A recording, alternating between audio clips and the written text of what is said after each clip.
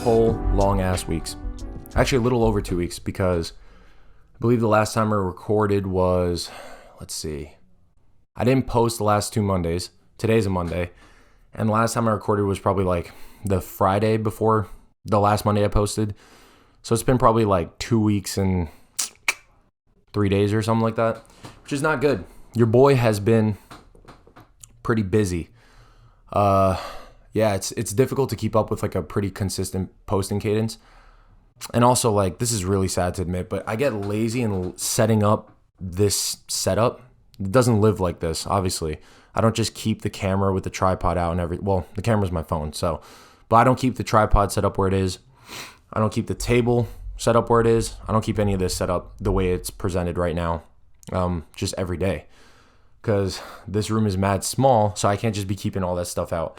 So I get really lazy to set it up, which is not an excuse, but there's been other stuff going on. I mean, obviously, as everyone knows, it's springtime in the United States, which is shit because I have allergies.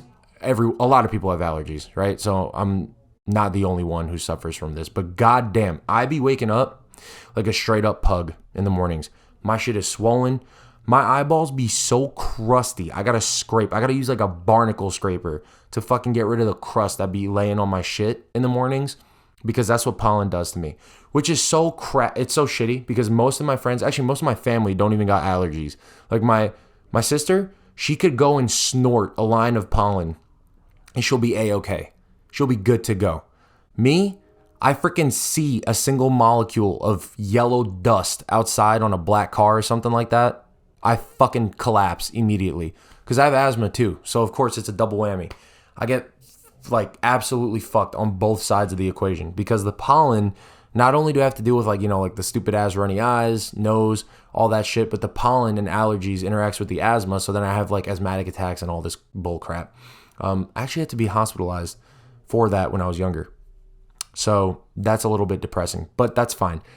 So yeah, besides that, I've also been, just a quick life update. I have been super busy because I'm looking into moving out for the first time. That's right. At 23, about to turn 24, I'm looking to move out with my girlfriend, Hannah, to actually go and live with each other out in New York City. And goddamn, that's a stressful experience. I'm not going to lie. Trying to be financially independent in today's day and age with the economy doing the way it's doing right now, it's a very daunting task. The challenge is immense, and the stress is definitely being felt by both parties, especially, well, I can't really speak for her because, you know, I haven't really had like a recent conversation with this, with her, or about this with her, but geez, like I have literally spent so much time thinking about how to make more money, obviously, because the higher your income, usually most of the time, the less problems you have with like being able to afford shit if you know how to spend and save properly. But like thinking about how to make more income, thinking about where my money's going to be going, setting up budgets, all that good stuff. Super daunting. And it's my first time doing it, right? Like I've never done that before. I'd never lived outside of my house before because I didn't go away for school. I commuted. My sister, she has experience. She knows what it's like to live, on her own, but like with roommates. I have no experience with that. So it's going to be pretty difficult because obviously with coming in to that new stage and with moving in with your significant other, there's the exciting part where there's going to be, you know, more space for intimacy, but there's also going to be a challenge in, you know, trying to live with the person on a day-to-day and going through those, you know, financial burdens and all that stuff. So it's definitely something that I am a little bit anxious about just because of the fact that I don't think we're not going to work out. It's more so the fact that it's like, you know, it's never easy going through that stuff, but it's just daunting because you're really just becoming an adult for the first time, moving out. And it's crazy. And the biggest part is like, the biggest impact is that the effects of going through and looking into apartments and all that stuff really just puts into perspective how much your parents do for you, at least my parents, and how much they've done for me. I've never had to worry about trying to pay for like living expenses and shit like that, and all the groceries and all the food that I've eaten, because I do be eating a lot of food. All of a sudden it's like, well, fuck, where's that coming from? you got to think about that. Whereas before, I was just chilling, and if I wanted like a fucking Polly-O string cheese, I just go into the fridge and grab one of them bitches. Now it's like, yo, that shit's gonna run you about 99 cents per string cheese. So it's like, it's just a little daunting thinking about all that, especially because of the fact that the economy is absolute crap right now. You literally see people and companies putting like suicide hotline numbers on the like, you know, stocks or certain cryptocurrencies, like Reddit threads, Reddit pages, so or subreddits. So it's a little crazy, like the state of the economy and then the state of my life and trying to move out, all this stuff in the midst of all this crazy shit. It's very scary, but at the same time, it's exciting. It's really exciting because now I get like to taste adulthood for the first time, and not taste, like actually just move into that phase. Because if I do this right, if everything goes according to plan, which most of the time it never does, but if everything goes smoothly, I don't have to move back, because that's the last thing. I will consider myself a failure if I move out and have to come back and live with my parents after moving out, because that just means I couldn't do it on my own. I couldn't sustain for myself, and I couldn't fight for myself, and couldn't be a financially independent person. Like, I had to rely on mommy and daddy for, you know, helping me out. And I don't want to do that for egotistical and prideful purposes, but, you know, it's just like they've done enough for me, and I want them to be able to just enjoy themselves and have, you know, a great life ahead of them. They're young. My parents are both like 50. My dad, hopefully he gets to retire early and he could just go and travel the world with my mom. He's worked hard all of his fucking life, you know, and as a first generation, you know, American, both of my sides, I'm first generation, and the eldest actually. I really just, you know, I feel like there's a lot of pressure from a familial standpoint to just succeed, but it's a good pressure, and everyone in my family's done obviously since I was born, done a great job of supporting me and stuff like that. But yeah, it's just definitely really daunting trying to think about all that stuff. I've done a lot of research. You know, there's like the whole FIRE movement out there. Shout out to Natalia for putting me onto that. But, you know, financially independent, retire early. It's a huge movement that people of my generation, our generation, if you're my age, 23, 24, you know, like young millennials. I don't even know if we're technically considered millennials, but a lot of people in our age bracket who are part of this movement. And it's great. To truly be a FIRE person, I'd probably have to live home for a couple more years, but I don't really necessarily want to do that. I'm not looking to move out tomorrow, but I definitely want to move out within the next 6 months. Ideally, actually, like by August. Right now it's May. By like late August, I'm out. So that's going to be interesting, trying to figure out the studio situation and stuff like that, because we live in the suburbs. I live in the suburbs right now, and we're looking into moving into New York City. So when we do that, obviously the prices, you're going to be rocking with like a fucking 200 square foot apartment at best, right? I mean, that's exaggerated, but it's not like you're going to have thousands of square feet to do whatever the fuck you want with. You're going to be given at best for an absurd price, maybe like 750, 1,000 square feet. But you also have to make that, you know, kitchen, dining room, bathroom, bedroom, and then where's the space for, like, you know, a studio. So I don't know what that's going to look like, but I can guarantee you that I will still be recording, because I need to. It's my hobby. It's something that grounds me. And the great thing about, you know, Hannah is that she also really heavily supports it, because she knows that it's like a big part of my life and a big ambition of mine. On the note of ambitions, actually, I said this before, but just thinking of making more money. I'm not doing this for money, but it's a passion project of mine. And obviously, ideally, me doing it, hopefully one day it'll get to the point where I can financially rely on this as an avenue of cash flow, basically.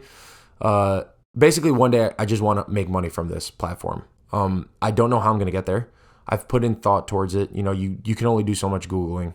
But I think at the end of the day, the thing I've seen and observed is definitely just consistency with persistency, and just sticking to it, posting consistently on like a strict cadence. But it's just hard because you're trying to like manage relationships, you're trying to manage family, friends, work, all this good stuff, because I do work obviously a 9 to 5. So all that stuff, and because I'm also trying to lose weight and going to the gym. There's only so many hours in the day, but other people make it work. And if other people can make it work, I know I can make it work. We're all given the same 24 hours, not to go into this motivational bullshit, but somehow, some way, I got to make it work. And it is also really fun to record these.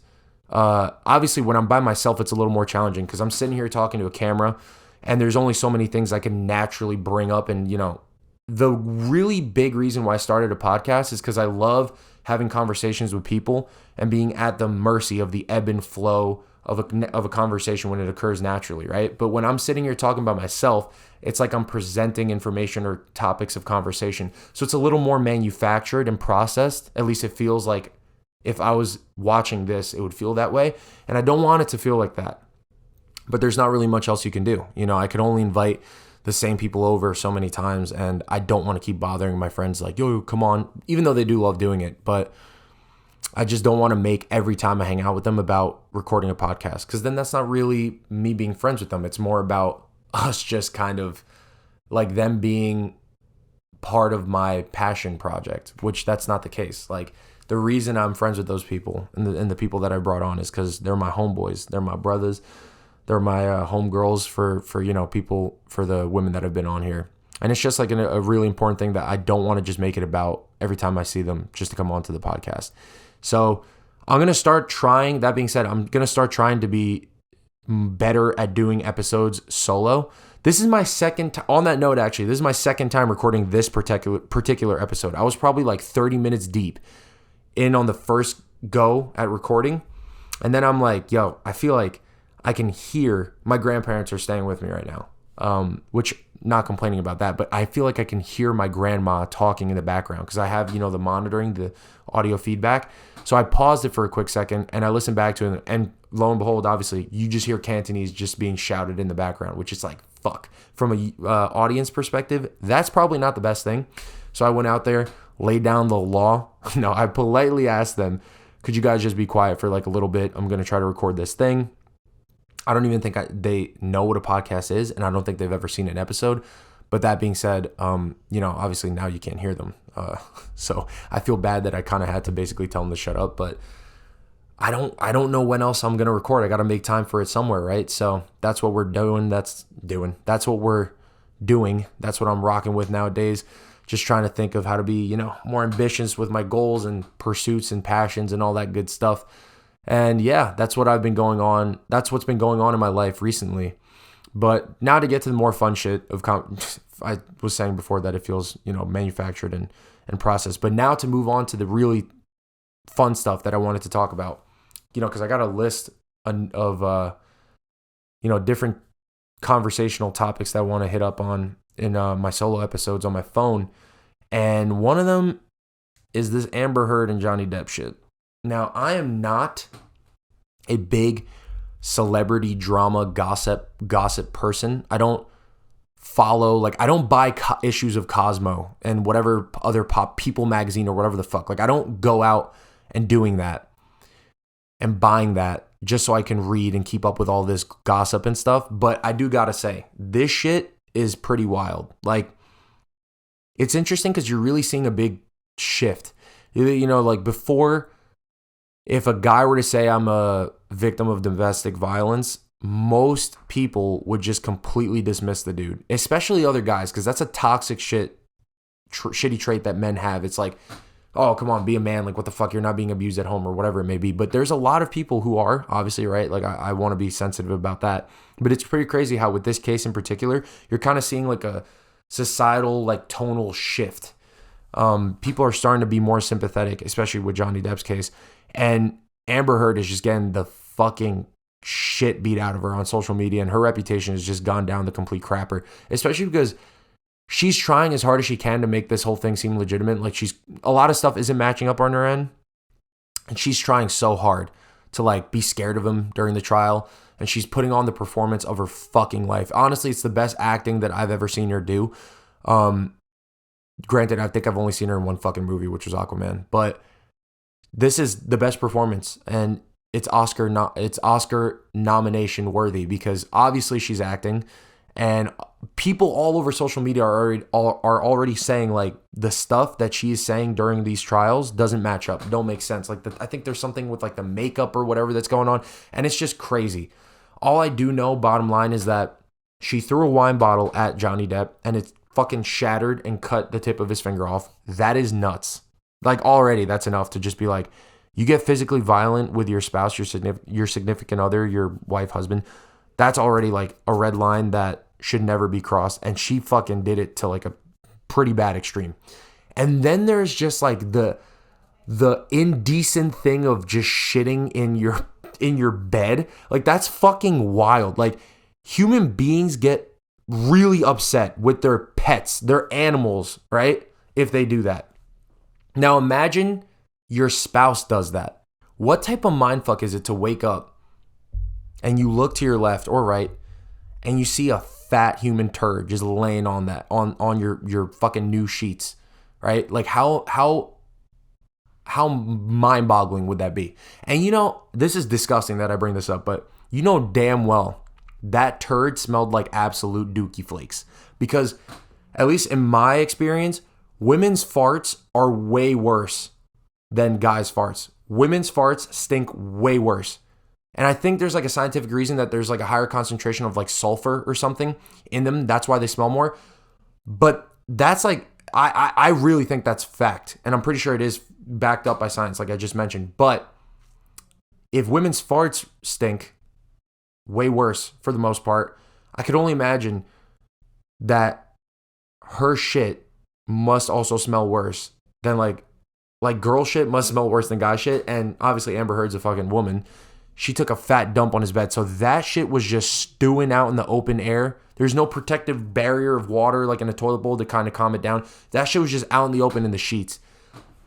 And that is so like how the guy did not wake up, because I'm pretty sure he was in the bed when she took the crap. I'm not sure. Like, again, I don't really keep up with that whole thing. I could only imagine how Johnny Depp must have reacted when he woke up and saw her fat fucking turd just laying next to him and while he's trying to like sleep on his goddamn Tempur-Pedic or some shit. That has to be wild. It's actually crazy how that's a thing. But yeah, crazy to see how her reputation's completely gone down the shitter. And Johnny Depp is now like this unsung hero, or now celebrated hero of, survivor of domestic violence and all this good stuff, and how like people are coming about and saying that he's such a good guy. And you're seeing all these positive fan interactions that he had back in the day and also currently, and all the support he's getting from like, different communities. So that's great. That's good for him. Horrible for her. Not saying that she doesn't deserve it. Probably does, because she did all that horrible stuff that I just mentioned. But it's just crazy to observe. And the fact that all this is like in the public eye, because like how many of you people out there, for example, like I'll speak for myself, right? We're all human. We're all imperfect. That's part of being human and part of the human experience. When you're with your partner, you probably say some stuff sometimes, even though you should try to be very kind towards your partner all the times, even in a heated argument. But we all like have moments where like, ooh, that really wasn't me. That didn't really best represent me. And imagine having all that displayed and out in the open for the public to kind of just ingest and fucking just shit on your whole life and reputation. I'm not even talking about Amber Heard at this point. It's like for anyone, but like imagine being Johnny Depp too. Like, he has to go up there and just be very forthcoming and open and vulnerable about his substance abuse issues. There's like private recordings that are released. So it's like crazy the fact that all this is just out and about and displayed, laid out bare for the public eye to see. Being a celebrity is hard. I gotta say, being a celebrity is hard. And I can't believe that shit is just happening. And like, I feel like seeing all that happen and seeing people's really, really intense and passionate reactions about and positions about certain things with that trial on social media, it's kind of crazy to see like how worked up people get, and imagine being one of those people and seeing like all this horrible shit being said about you. So I don't know. That's my two cents on that whole situation. But more importantly, now transitioning away from real life shit for a second, because there's a lot of horrible shit going on in the world. So I want to focus on little lighter subjects because I don't really do well with heavy subjects. We're going to go ahead and talk about Moonknight because I just finished watching that. Or I'm going to go ahead and talk about Moonknight. I think it's been 2 weeks since the season finale came out, episode 6. Sorry about that loud boom. I was disappointed. Like, honestly, I was pretty fucking disappointed. I think they could have done a lot better. I'm not gonna lie. Like, Moonknight, the first 2-3 episodes in, I was like, this is the best. This could be the best Marvel show that we've been given so far. In an episode that I did with Andy back in like, I think March, maybe February, we went and ranked all the MCU shows that were out at the time. And I think like 3-4 weeks ago when episodes 2 or 3 were out, I really genuinely thought that this could have been the best one. Just because from the get, it was like probably the most violent one, just because you actually see blood and shit like that. And, you know, the Mickey Mouse effect. I love Disney, but they're fucking up some of the stuff that, like, part of my issue with this show was two major things, right? Mostly with the finale. The finale could have been a lot more grand than it was. And I get that it's a smaller character and all this shit, but if it's a smaller character, why are you making it like the end of the world with this fucking god that could just kill it? Spoilers, obviously, spoiler alert. With this god that could just wipe out mad people at once if she deems them to be like evil or bad doers at some point in the future. If like their scales are not at balance, she could just kill whoever, take all the fucking souls like she did in Cairo, right? At the end of the episode, that goddess. That's the threat. That's like a really high fucking threat, right? If that's the level of threat that we're facing and it's a small character, why was the end, like, the character small, the ending was small, but the issue was really, or the problem, the conflict was really grand. So I feel like the ending being, the finale being that small was, and that non-impactful, it just wasn't a good match for me. Like, I didn't really think they did a good job of handling it. And again, I'm not really the best with reviewing this type of stuff. I'm really good at talking with someone else when it comes to reviewing like Marvel shows and movies in general. If you want to actually listen to a podcast,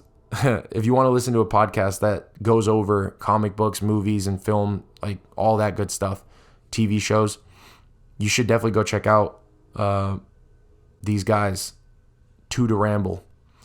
The reason I'm smiling right now is because they are a smaller podcast, right? Their following isn't where it should be because I think they're very deserving of it. They work hard. It's a duo. I think they're based out of Washington, D.C., if I recall correctly. And they actually, like, we exchanged some messages on TikTok because I saw one of their things, they saw one of my things, and now we follow each other and we're always commenting and engaging with each other's posts. Point is, if you want to watch things that are relating to comic books, film focus, TV focus, all that good stuff, you should definitely check that podcast out, Two to Ramble, because they do a really good job and they break things down very, very well, especially from like a critical point of view. They do be wild and sometimes with their takes and their ratings sometimes, because I didn't see Multiverse of Madness, but I saw they released their reviews and scores of it, and I think both of them said 3.6 and 3.7, which is cheeks. I haven't seen Multiverse of Madness. I heard that it does not live up to the hype, but to give something a 3.6, 3.7 out of 10, that's pretty fucking bad. At least in my eyes, because I think 5 is average, right? And I think they go by the same system. So if it's a 3.6, they're saying it's basically dog shit, dog water. Why would I watch that? I don't fucking know. So I have to watch it eventually. I just haven't gotten around to it because, you know, I just haven't gotten around to it. I've been so busy, but if you want to watch a podcast about that good stuff, definitely check out Two to Ramble.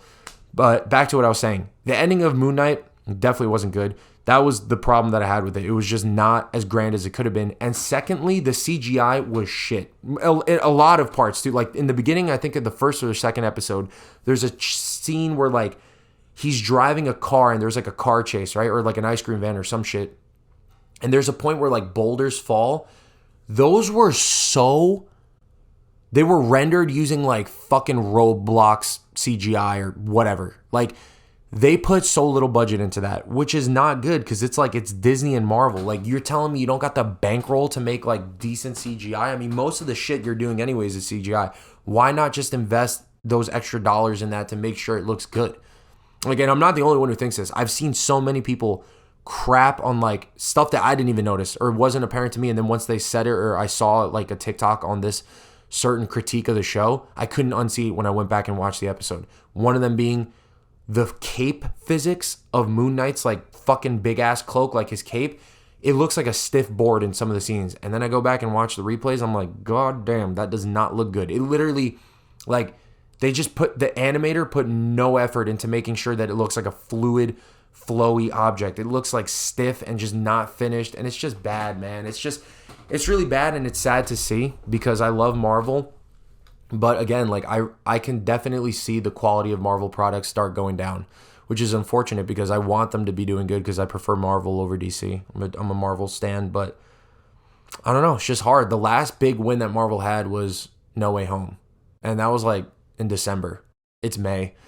Hopefully Thor Love and Thunder lives up to the hype. Doctor Strange and the Multiverse of Madness obviously is getting shat on, so that didn't do as good as it should have. But I could only imagine, it must be really difficult, right? Like, it started from a small beginning with Iron Man, worked its way up to an fucking intergalactic, universe-wide event, and then now it's like, if the expectations is only to get bigger and bigger and bigger, where do you go from like an event like the Infinity War saga or the Infinity Saga, where half of the population of the universe is at stake? Where do you go from that? How do you make the stakes higher? You got to bring in the multiverse, and a lot of people aren't fans of the multiverse, so it's like, it's difficult to interweave so many different characters into like a central plot line. Like, I don't know. It's definitely a daunting task, but that's what you get paid the fucking millions of dollars to do. I'm not saying I have a solution. I'm just saying I could definitely see where a lot of these problems are coming from. And I'm, just giving my 2 cents on that. Like, the CGI was bad, and also like another thing with Moon Knight. Again, like, I love Disney, but Mickey Mouse really fucking censored this one. Like, Moon Knight in the comics, if you know anything about comic books, if you know anything about the character of Moon Knight is supposed to be kind of like Marvel's version of Batman. Batman and Moon Knight are two gritty ass motherfuckers. Like, they be giving the 2-piece no bev convo to any and everybody who comes and steps up to the plate, right? Like, Moon Knight will fuck people up in the comic books. Part of the reason is because of the fact that I don't know if he has a healing suit in the comics. I don't know if that's a thing that they just did for like, the show, but in the comic books, Homeboy purposely fights in a way where he does not dodge any attack. Like, if bullets are coming his way, he'll just charge at you, get shot, whatever, and fuck you up. And the whole reason he actually wears the white suit in the comics, which this was never mentioned obviously in the show, was that he wants you to see, Mark Spector wants the enemy to see him get hurt and still come at them relentlessly, because it's like a demoralizing thing to see. If you go and shoot, you hit your opponent with the best shot you have, and that person is still just chugging along like a freight train and coming at you with everything they got, you're like, I'm fucked. Like, there's no point, It's like, there's no way you're winning, so I'm just going to give up, and you get your ass handed to you. That's the whole point. That's who Moon Knight is, right? Like, he's a gritty brawler of a character. I didn't see none of that. There were like, like, they alluded to it in a cheeky way, right? They made Oscar Isaac, I think is his name, or they made Mark Spector kind of do this like weird like thing where he fucking, he switches personalities, and the frames would start like skipping to black, and all of a sudden it snaps to him like at a forward, like a couple of seconds or minutes later, and then everyone around him is like fucked up. That's cool. Great. Do that once or twice. You did that in the first couple episodes, but I want to see the fight scenes, man. I want to see Moon Knight get down and dirty and kick some ass. The most we got was him fucking wrestling with this old ass, God, I can't remember no, it's not Kevin Bacon. God, I can't remember this dude's name, but that guy, the fucking like prophet character, the one who's walking around with like glass in his sandals and all that shit. He gets in a fist fight with him for maybe all of, I don't know, like 3-5 minutes of action. I want to see like the legit intense gritty action that I came here to see. And they started off really strong. I saw in the beginning episodes, you see blood on the dude's face and all this stuff, and then it just, Mickey Mouse effect, just took it down. And I get that Disney is a family-friendly content orientation. I get that, right? You can't be showing little kids like violence and all that stuff, but Marvel and comic books ain't that. Like, you really want to get down to brass tacks? Comic books, if you go back and look at that shit, it's never been family-friendly. Like, in every aspect, in every facet. You got violence, you got like really dark storylines and themes. You got shit like even with Iron Man, which before, film adaptations of, the comic books, Iron Man actually, I believe, wasn't too popular of a character. But even with Iron Man, in the comics, he faces alcohol addiction and substance abuse. That's never talked about in the movies, right? You see really dark themes being portrayed in the comic books all the time. And it doesn't even have to be dark to be adult. There's other adult things that aren't dark, like sex, right? There's a lot of sexualization you could say it's wrong, like disturbing levels of sexualization of female characters, but that's there, right? What I'm saying, that point is that comic books have never been a kid or family friendly thing. It's always been things for like older teens, even like grown men kind of, to kind of go at and go into for entertainment. That's what comics are. There's a lot of brutal and bloody fight scenes in comics. You can't be going in and fucking dumbing everything down and censoring everything to the point where it's it's like deviating too far from the source material and not in an artistic way. It's going at it like in a fault, which is not what I want to see. Like, it's just not. Because I'm 23. I get there's little kids running around who are like, oh, Spider-Man, blah, blah, blah, whatever. Just wait till they're older. Like, I don't know what to tell you. There's way more people. Like, I, as an adult, if I love something, am more willing to buy, like a Disney, like, merchandise, whatever it may be, if the character that I saw on the screen, I fell in love with them more because, like, the TV show was better because you just committed more to, like, adult themes. I don't know how to put this into words in an eloquent way, but just give me violence is basically what I'm trying to say. Like, Homeboy, meaning Moon Knight, was never like a fucking little, like, goody two-shoes. This dude was out here just cracking skulls and shit in the comic books. You see so many, panels of him just fucking people up. He has like blood on his knuckles, and like he has like brass knuckles but with like spikes on them. That's like a signature weapon and stuff like that. And he's just going and clawing people up. Like, where? I don't get any of that. You just get it maybe in a couple scenes in that show, and it was just disappointing. And there's 6 episodes. Like, why didn't you give me more of that? I don't know. So that's my 2 cents on Moon Knight. Pretty disappointed with it.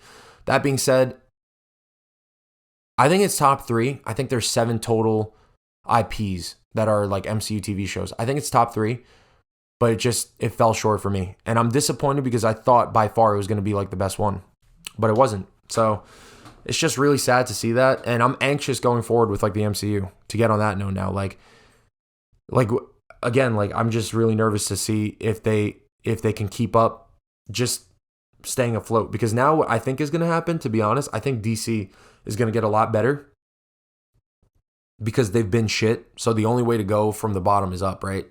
And Marvel, they've been at the top for so long. It's like a fucking athlete, right? Like there has to be a point where father time kicks in and it kind of starts dipping down. But in this case, it's not really father time. It's like fan expectations. So I don't know, man. It's just really crazy to see. And another thing too, like on the note of like entertainment and stuff, I feel like I'm like craving something to be obsessed with, because even in like the world of video games, another crazy part of an entertainment source for me, that whole genre of entertainment, like video games as an industry, has kind of grown stagnant, like stale. There's not a video game that's come out that I've been like really deeply obsessed with. And the stuff that I'm very excited for to come out, it's been delayed. Mike told me the other day, shout out to you, Mike. He told me, he's been on previous episodes, he told me that Starfield has been delayed. The Bethesda project that is like, I think someone described it as like a Star Wars version of Skyrim, or like Skyrim in the future, traveling throughout galaxies and all that good stuff. Sounds great on paper. I'm super excited to buy it and play it, but it's been delayed. It's been set back. And if that has happened, I would imagine I almost said Skyrim. Elder Scrolls 6 has also been delayed. And if that's the case, I'm going to be fucking tight, because I've already been waiting. I think the first one came out on 11/11/11. So November 11th, 2011. I have been waiting 11 years. 11, coming up on 11 years this November. 11 years for the sequel. Or part 6. Where's it at? I don't fucking know. Skyrim is still my favorite game of all time. Still is to this day. Mike's too.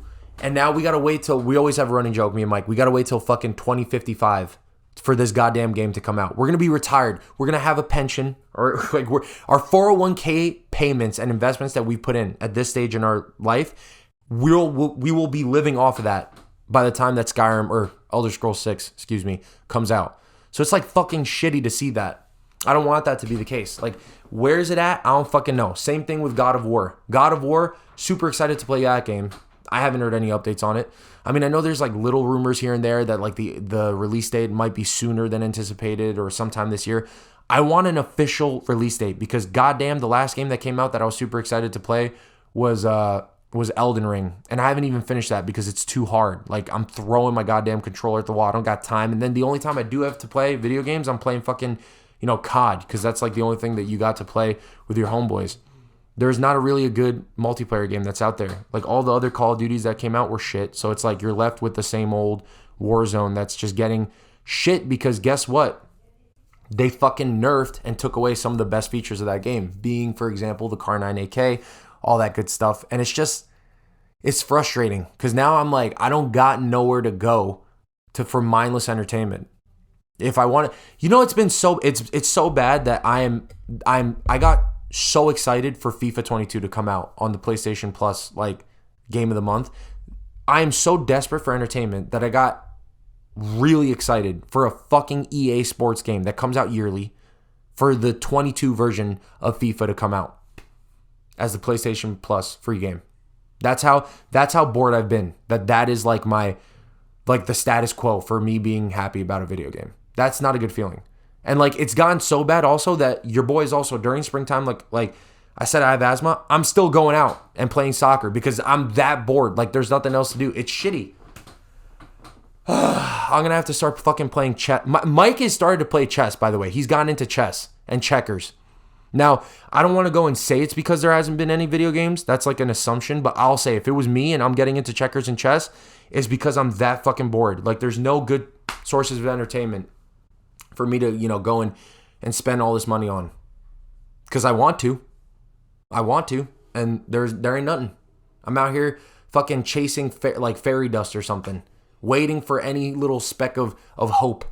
I'm waiting for Bethesda to tell me, yeah, by the way, we know we've been putting this shit on the ice for quite some time now, but Elder Scrolls 6, that's coming out like, at this time and keep it at that set date.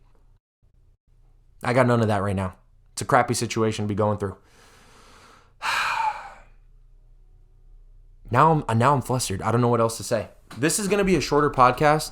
My voice is starting to fucking hurt because I've been actually in reality recording for like an hour and a half just talking by myself. But the fucking first version, like I said, had to get scrapped because my grandma was a little loud. But it runs in my veins. That's where I got it from, right? All that Chinese inability to control your volume has been passed down. It's in my genetics. It's in my genome. That's why I'm screaming into the goddamn microphone right now and talking very loudly. So I can't blame her. That's where I got it from, right? But it just sucks that I had to go and, ice and scrap that first 30 minutes that I did. So now my voice is just completely shot for the rest of the day. But yeah, you know what? You already know the deal. Sorry I haven't posted in 2 weeks. Thank you if you've made it to this point in the video. God bless your soul because I really just talked about nothing and ranted and raved about like the most random shit for 37 minutes of your life that you'll never get back. So I appreciate you for listening and getting to this point in the episode. I'll come at you with a new episode next week. My sister's back from college, so hopefully she'll be down to record. She hasn't been able to because she's just been out of it. She has a sinus infection and she's getting over that. So we'll see. Hopefully she makes another appearance on CWC. But yeah, you guys know the drill. Thank you so much for watching. If you made it to the end, seriously, thank you for watching. Thank you for liking if you have, and please be sure to subscribe. Until next time, peace.